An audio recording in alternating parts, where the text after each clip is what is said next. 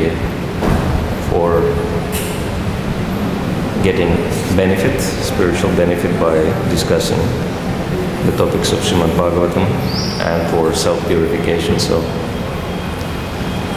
if all of you would please bless me that whatever we discuss would be beneficial for everyone, myself in the first place. Om Namo Bhagavate Vasudevaya. Om Namo Bhagavate Vasudevaya. Om Namo Bhagavate Vasudevaya.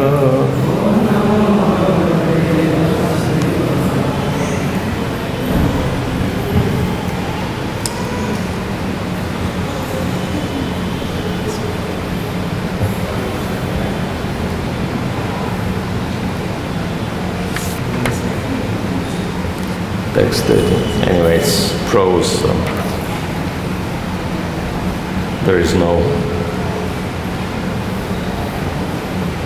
responsive chanting, so I'll just read the verse, text 30. Athachayas vihava atma sambhavenena svayamadhamo janmatapo vidyachara varnashrama vato pariyasona bahu manyata samritaka eva mritva ksharaka dame niraye vakshira nipatito durantayatanta hasnute. Hare Krishna.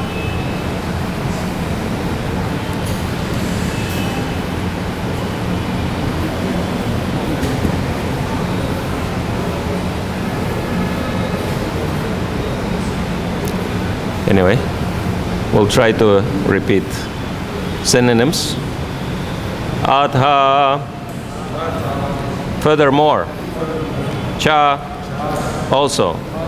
Yaha, anyone who. Tu, but. Iha, in this life. Va, or. Atma sambhavanena, by false prestige. Svayam, himself. Adamaha, very degraded. Janma, good birth. Tapaha, austerities.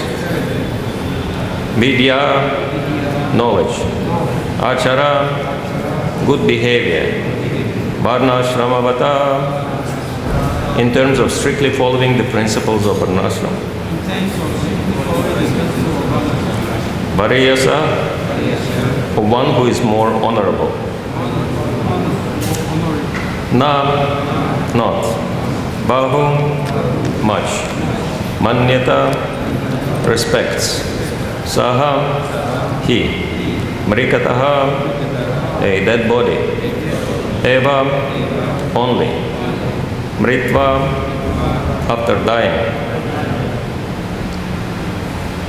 Ksharakadame, named Ksharakadam. Niraye, in the hell. Avakshira, with his head downward. Nipatitaha, thrown. Durantayatanta, severe painful conditions.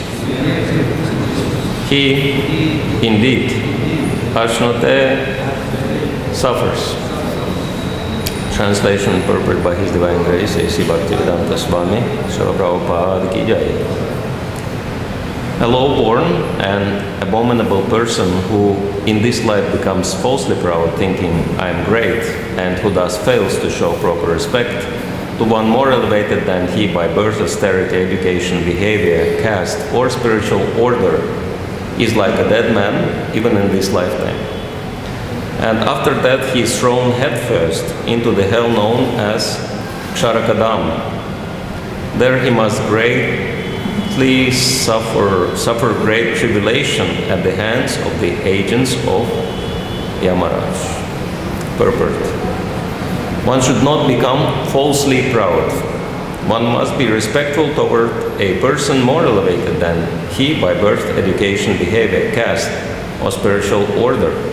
If one does not show respect to such highly elevated persons, but indulges in false pride, he receives punishment in Ksharakadam.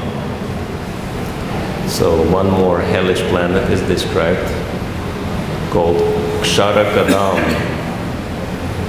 Apparently much worse than Notre Dame. Probably in comparison to these hellish planets, any miserable condition on the earth would seem like a Disneyland. So it's pretty heavy description. And I remember His Holiness Gopal Krishna Maharaj some time back was recollecting on how the 5th canto just came out, was printed hot of the press, and so the devotees were very enthusiastic to read it. As we know, all the cantos of Srimad Bhagavatam were produced gradually, one by one, and so you can just imagine the excitement of the devotees who were getting new Prabhupada's book, and they were reading it.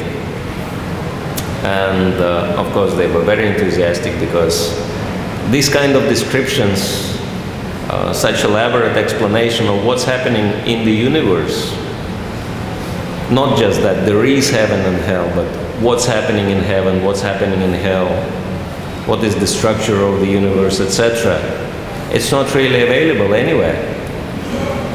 Of course, other scriptures, they do mention heaven and hell, but there are no details.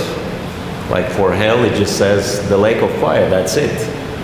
But here, Shukadeva Goswami goes into great details. He says, some people say there are 21 hells, and some people say there are 28 types of hells. And then he describes actually 28 types of hells. So he gives elaborate descriptions. And devotees were quite excited. New Prabhupada's books and so much spiritual knowledge. And of course, when you excited yourself, you make other people excited. And so devotees were very enthusiastically distributing 5th canto. They didn't care that it's just in the middle of the Bhagavatam. They would just take that book, 5th canto, last part, also not even from the beginning, and they would just go out in the airport somewhere, whether it was US or Canada, I'm not exactly sure. And they were enthusiastically distributing these books to the people, and people were enthusiastically purchasing these books because they became also curious what's going on in the universe. And this is incidentally the final chapter in the 5th canto of Srimad Bhagavatam. This is how 5th canto ends, with the hellish planets, with the description of the hellish planets. And so people became very curious, what's happening in hell? And so they would open this chapter, and then Maharaj would say that people would become so shocked by these descriptions that they would, forget the books and even forget pieces of their luggage in the airport and board the plane, or leave the airport forgetting their luggage, because they were in such a shock. And you can easily imagine, those of you who've been listening to those descriptions for a few days, there are apparently very minor sins, like killing mosquito or something, for which people go to hell for almost forever. So it is shocking. Of course, our attitude is, it doesn't really matter. It's not for us, right? It's for those whom some devotees lovingly and with great compassion call dirty karmis, right? I guess these kind of definitions are meant to encourage people to, take interest and join the movement. Oh, someone calls me dirty karmi. This must be really nice people. Let me find out more about them, right? Of course. Luckily, nowadays these tendencies decrease, because this tendency is sprouting exactly from what this verse is talking about, false pride. And but still, there is this very strong tendency. We're not too shocked by these descriptions. Like we listening about the hellish planets, and there is not much emotional impact, right? Like we come, what's on Bhagavatam? What part of Bhagavatam we are on? On hellish planets. Oh, okay, we're on hellish planets. And what's on breakfast? What do we have for breakfast? Okay, khichdi. Okay, that's good. That's it, right? What's on the menu? That's all we want to know. And we don't care, because we believe it's not for us, right? And in one sense it is true, because the next canto 6, starts with the glorification of the holy name and the power of the holy name, and how holy name can deliver even the greatest sinners. And of course, Maharaj Parikshit, being compassionate Vaishnava, and this is how the devotee is supposed to respond to this part of Srimad Bhagavatam. People are suffering so greatly, and can anything be done to help them, to deliver them from these horrible conditions? And so this is what Maharaj Parikshit is asking. And of course, Shukadeva Goswami says that the greatest deliverer, which helps one to overcome all types of sins, is the holy name. Hare Krishna, Krishna Krishna, Hare Hare, Hare Rama, Rama Rama, Hare Hare. And since we are chanting the holy name, so legitimately we expect that, we are above and beyond what this chapter is describing. We are exempt from these problems. And it is true, but if we want to understand the whole picture, it's important to study not just one part of Srimad Bhagavatam, but the entire Srimad Bhagavatam. And what it describes, that, and also Mahabharata, for example. Interesting example is the Maharaj Yudhishthira. He had to see hellish planets. And why? Because he just hesitated to do what Krishna said, right? Just hesitated to follow Krishna's instruction, to say that Ashwatthama is dead. And just for that hesitation, he had to go and see hell. So devotees, they don't go to hell, which is true, but there are enough miserable conditions available even on earth. And very relevant part of Srimad Bhagavatam, very relevant description is there in the 10th canto, the story of Nalakuvar and Manigriv. And it is very important for us to understand the relevance of Srimad Bhagavatam to our own lives.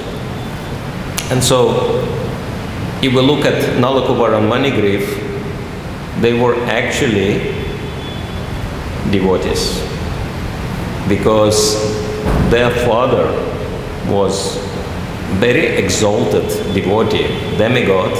Demigods are devotees, and they were his children.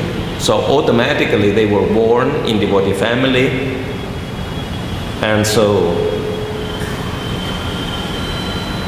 they were considering that, their father is such a great devotee, and their father's friend, is the greatest of all the Vaishnavas in the material world, Lord Shiva, right? And so, on the basis of those facts, they thought that they are completely exempt from having to face any problems in their lives, right? And as the description goes, they were drinking and enjoying with having the ladies being completely naked. And then Narad Muni comes along, and as we know, they failed to show him proper respect, being too proud of their position and wealth and beauty. So it was not even false pride, it was real pride. They had all these things, but they were proud. And so then, as a result, Narad Muni cursed them to become trees. And the important part in that description that, okay, if they would just turn into trees, who cares, right? The tree cannot feel anything, cannot think, it's just very dull condition. But Bhagavatam mentions specifically that even though they turned into the trees, but they retained their human consciousness, right? And they were there, standing as those trees, Yamalarjuna trees, for how long? 36,000 years. You can just, place yourself into the Nalakuvar and Manigriff's shoes, right? Instead of hands, you have branches. Instead of legs, you have roots. Instead of head, you just have, leaves. And you have to stand there and you cannot move. I mean, if I will, risk to extend this Bhagavatam class for like 5 or 10 minutes, already devotees will feel restless. Why do we have to sit longer than normal, right? Because an hour of sitting in one position, being in one position, is already austere enough, right? Now imagine 36,000 years not being able to move or do anything, right? Of course, they had plenty of time to stand and think about their behavior.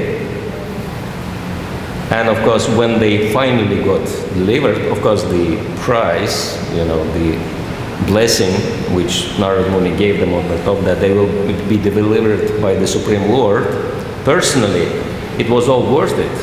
But just imagine what kind of misery they had to go through just because of their mistake caused by pride. And so we can understand that, yes, we may not go to hell if we act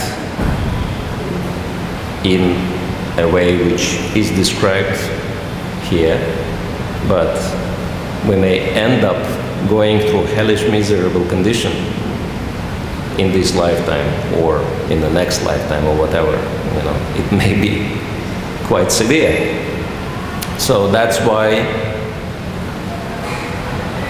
it is said in Padma Purana, Namo Namno Yasya Balat Hi Papa Buddhi, that we cannot chant the holy name and commit sinful activities at the same time, hoping that the effect of the holy name will nullify our sinful activities.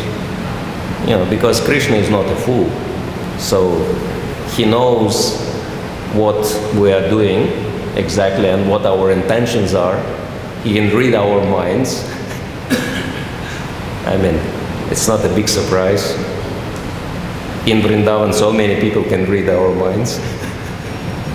What to speak of Krishna? Even the devotee who is taking care of the shoes. I came for the first day I came, and I left my shoes next to the shoe room. And these were the shoes I never came to Vrindavan with. And so when I was at the program, he took the shoes and placed them in a room. And when I came out, he gave me the shoes, exact shoes. How he does that, I have no idea. And I never even saw those shoes. You could say that, okay, he followed, my glance. No, he didn't. I didn't even see those shoes. He just pulled them out. It's completely amazing. And if you're noticing, say, if you come out and you have to go somewhere, you have to hire a rickshaw, immediately all rickshawallahs run towards you, offering their services. But if you don't have this intention, they just don't come. So it's amazing. Vrindavan is an amazing place, full of so many amazing personalities. What to speak of the chief of all the personalities, Krishna, here, who is Krishna. So definitely Krishna can read our minds and understand all our intentions. And so if we act in the wrong way, and if we hope that, the result of the chanting of the holy name will nullify the wrong activities we are performing, Krishna might as well let us down on our expectation. He might as well allow the situation which will help us to become free from this wrong kind of mentality for our benefit. So that's why it is recommended that we should learn by hearing, not rather than just by experiencing, because when we go through the experience, when we already in this situation, it might be too late to lament, right? We can well imagine that Nalakuvar and Manigriv were lamenting the situation, but it didn't change anything. And so, better. That's why it says that prevention is better than cure. Better not to allow the disease to enter our mind and senses, so that we wouldn't have to go through very painful cure process. And so the specific anartha which is described here is actually very relevant. Jai Shri Gauranyata, Shri Shri Krishna Balaram, Shri Shri Radha Shyama Sundar Ki Jai. Very relevant, especially for us, for devotees. Like for myself, I think it's Krishna's arrangement, because this verse is describing me exactly, a low-born and abominable person who in this life becomes falsely proud, thinking I'm great. False pride. And of course, specifically it refers to those who didn't come from, pious background. Like, luckily we have more and more devotees nowadays who come from extremely pious background. And it's interesting, over the quarter a century, I'm associating with devotees and practicing Krishna consciousness. I'm noticing very amazing phenomena, that those people, meaning devotees, who have every single reason on earth to be proud, they behave themselves in a very humble and meek way. And those who hardly have any reasons to be proud, they behave in a very proud way. It's quite amazing. That's why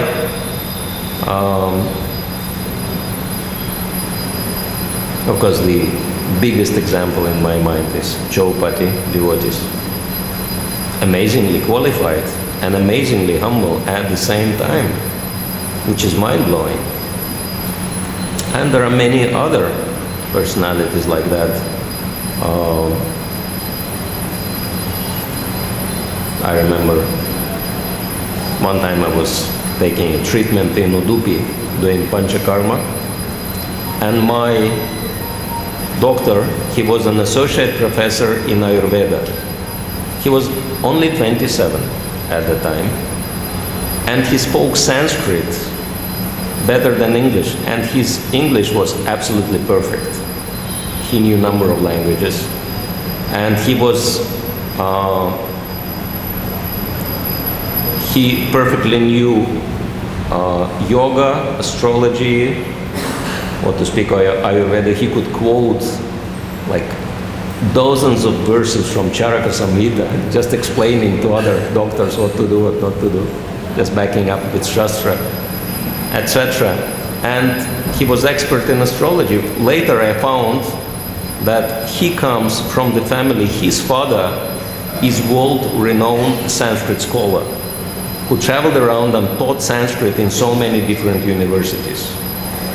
And his grandfather was famous astrologer whose textbooks are still used even today in India to study astrology.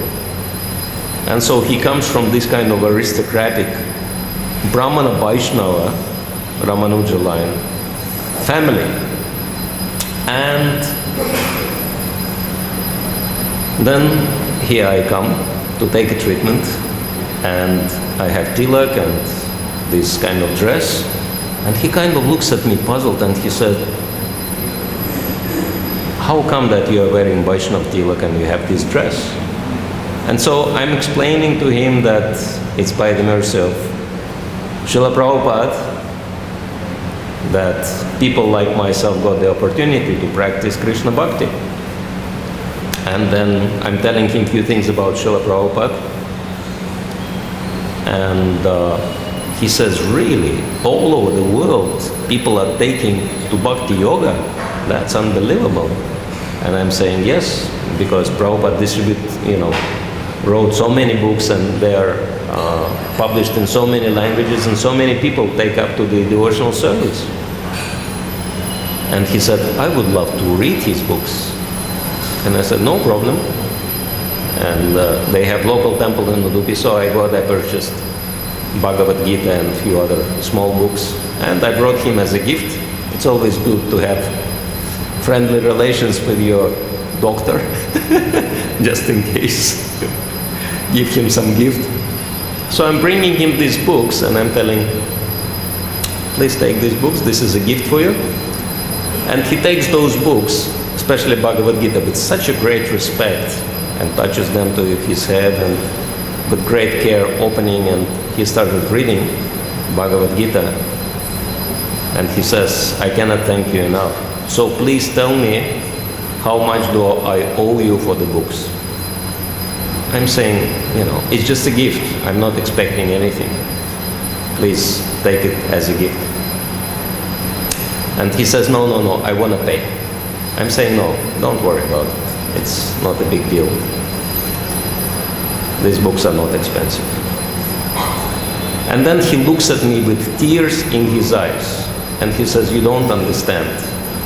In our tradition, if someone gives you Shastra, that person is Guru, and Guru has to be given Dakshin. I am shocked. I'm saying, what, forget it, I'm not a Guru, I'm just an ordinary man. I'm just trying to practice Krishna consciousness to the best of my ability, and I have no qualifications. He said, no, I have to give you Dakshin. And I'm saying, no. He says, no, I should give, etc. So we argue back and forth, and then he realizes that under no circumstances I'll take any remuneration from him. And he says, anyway, now I owe you a favor, so I'll have to see what I can do to return it. And then, I'm kind of forgetting all this exchange after a few days, and then a few days are passing, and the treatment, which was not a cheap treatment, it was a government clinic, and they have all the professional equipment and services, etc. And I'm expecting to pay a bill of around maybe 10 or 15,000 rupees or so. And then I'm coming to the cash desk, and the cashier tells me, your bill is covered, it's paid. And I'm asking, who paid the bill? And I came with few friends, I thought maybe they did. And the cashier said, your doctor paid the whole amount. And I'm coming to him, I'm saying, what have you done? That, the kind of money the treatment cost is no comparison to what I spend on the books. And he said, we're not on the market bargaining, right? You did me a favor, I did you a favor, etc. And so then he invited us home. His mother cooked wonderful lunch, and I had the foolishness to ask if this is prasadam. And the mother became so offended. She said, in our house for many generations, everything we cook and eat is only prasadam and nothing else. It's all offered to our deity, etc. And we tried to reciprocate with them. One of my friends tried to kind of give them some donation. They started panicking, and then we ended up with gifts from them, and they have taken nothing from us. And so this kind of people still existing. So that's why Srila Prabhupada says, Vedic culture is like an elephant. Whether elephant is dead or alive, he still has, very high value. Because even if the elephant is dead, the ivory is still very costly. And so in the same way, even though we see that Vedic culture is greatly damaged, unfortunately, by the influence of Kali Yuga, but still there are amazing, mind-blowing personalities here, Brahmanas and Vaishnavas, who have very, very high level of culture. And this kind of association is actually what we should be seeking for when we are in India, and especially in the holy places. Because it says, Mahatsavam Dvaram Ahurvimukte Tamodvaram Yoshita Sangi Sangam. Rishabhdev, in the very beginning of the 5th canto, explains that serving great Vaishnavas is opening the door of liberation, but associating with materialistic people is opening the gateways to hell. And so this is very important, and of course by associating and especially by serving such great personalities, and of course for us there is no difficulty. We have the best of all Brajabasis and the most qualified person.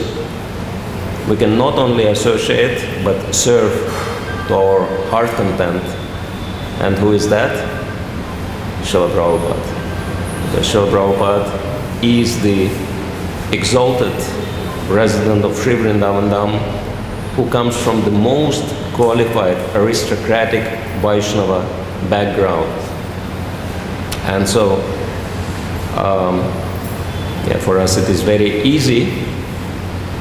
The more we serve Srila Prabhupada by following his instructions, and the more we associate with him by reading his books. And Srila Prabhupada was saying that the best of me is in my books. So if you want to really know me, if you want to really associate with me, please read my books. And then of course he says, my only complaint is that my disciples or my followers, they think that these books are to sell to other people and not to read. But he specifically said that he sacrificed so much to give us his books so that we read them in the first place. And if we read Srila Prabhupada's books, we can find many valuable instructions from great personalities who which would serve as an antidote for this particular problem described in these words, the problem of false pride and failure to show proper respect to others. And this antidote is described in the 4th canto, of Srimad Bhagavatam, chapter 8, wherein Narada Muni is giving instructions to Dhruva Maharaj. And one of the instructions he gives him is very amazing. This is 4.8.34, if you want to take a note, amazing verse. Gunadikan mudam lipset, anuprasham gunadamat, maitrim samanat anvishen, natapayat abhibhuyate. Every man should act like this. When he meets a person more qualified than himself, he should be very pleased. When he meets someone less qualified than himself, he should be compassionate toward him. And when he meets someone equal to himself, he should make friendship with him. In this way, one is never affected by the threefold miseries of this material world, or to speak of hellish miseries, any miseries. One becomes completely immune to all miseries. And Srila Prabhupada explains very important points in the purport as well. He says, generally when we find someone more qualified than ourselves, we become envious of him. Envy. That's the original, we can say, original sin. The reason we are staying in this world. When we find someone less qualified, we deride him. And when we find someone equal, we become very proud of our activities. These are the causes of all material tribulations. The great sage Narada therefore advised that a devotee should act perfectly. Instead of being envious of a more qualified man, one should be jolly to receive him. Instead of being oppressive to a less qualified man, one should be compassionate towards him, just to raise him to the proper standard. And when one meets an equal, instead of being proud of one's own activities, before him, one should treat him as a friend. One should also have compassion for the people in general who are suffering due to forgetfulness of Krishna.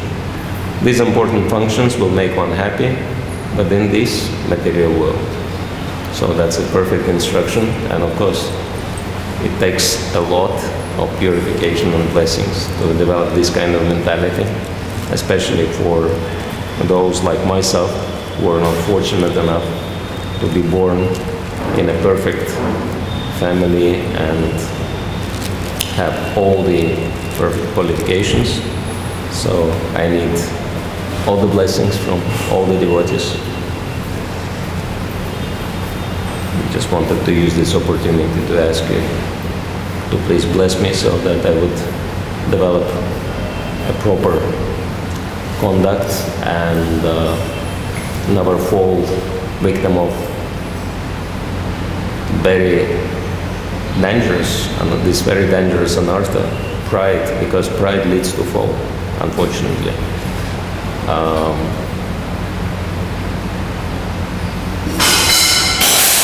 And something fell. And of course, this is what we don't want. We don't want to fall in these horrible conditions. That's why we don't want to commit the mistakes. And I think this is a very important topic, and so if any devotees have a further insight into it, any comments or questions, you're welcome to share. We still have a few more minutes left.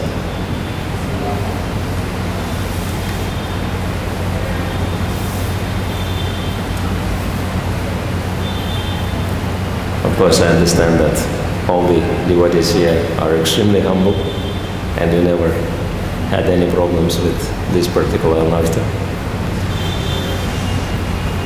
But if anyone wants to say something, we have a microphone.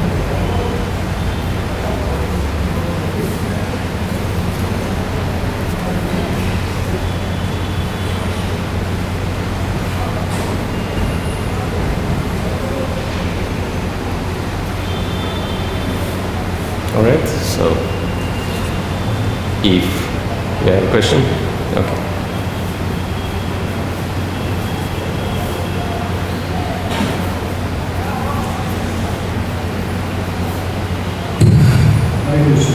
So about discrimination, you said that the devotee always feels lower than everyone. So So who is subordinate? So if devotee is meant to feel lower than anyone else, how he can perceive someone as junior or equal to him? That's a good question.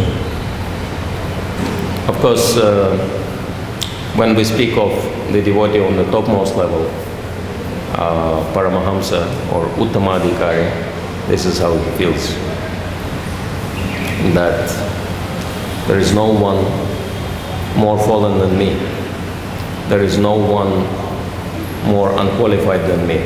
And the most amazing example we see in Srimati Radharani, that Srimati Radharani, as we all know, is the most qualified devotee of Krishna of all times and places. Of course, sometimes people are asking, how is it, if Srimati Radharani is the topmost devotee, why Lord Shiva is presented as Vaishnava Navyatashambhu, the best of the Vaishnavas? There is no contradiction, because in this material world there is no greater Vaishnava than Shiva, Lord Shiva. But if we take the whole picture, if we take both material and spiritual world, in that realm there is no greater personality in devotional service than Srimati Radharani, because she doesn't belong to this material world. She has nothing to do with this material world. And so we know, Srila Prabhupada was saying that how amazingly humble Srimati Radharani is, despite of being the topmost devotee of Krishna.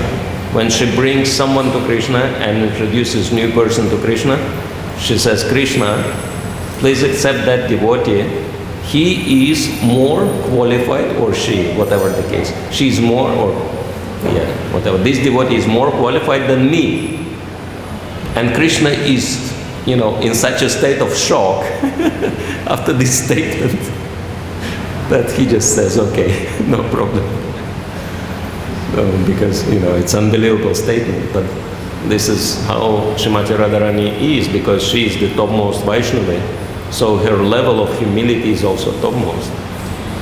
But when we speak of the devotees who are on the beginner's level, Kanishta Adhikari and Madhyama Adhikari, up to the level of Madhyama Adhikari, and all the way through that level, devotee is still discriminating.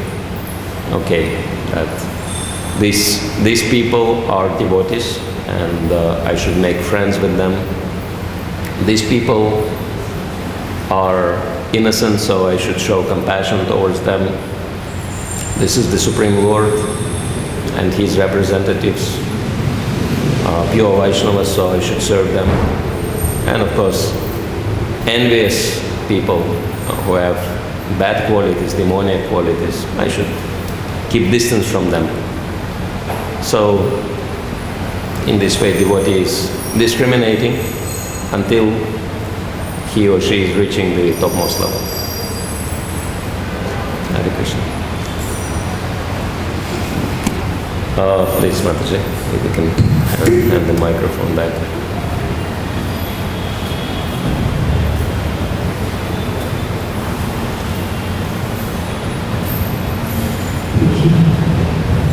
With your permission, I would just like to clarify something, to make something clearer.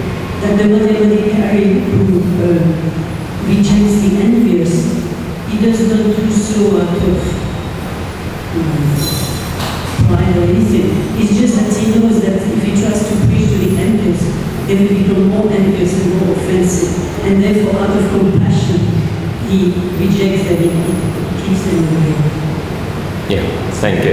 Yes, that's a very good point, that Madhyama Adhikari is not feeling negative even towards demons, but he understands that it's better to stay away from these people, not to agitate them unnecessarily, because they're not ready to accept devotional service. These people just having bad day, so better to leave them alone. Thank you. So, any other points?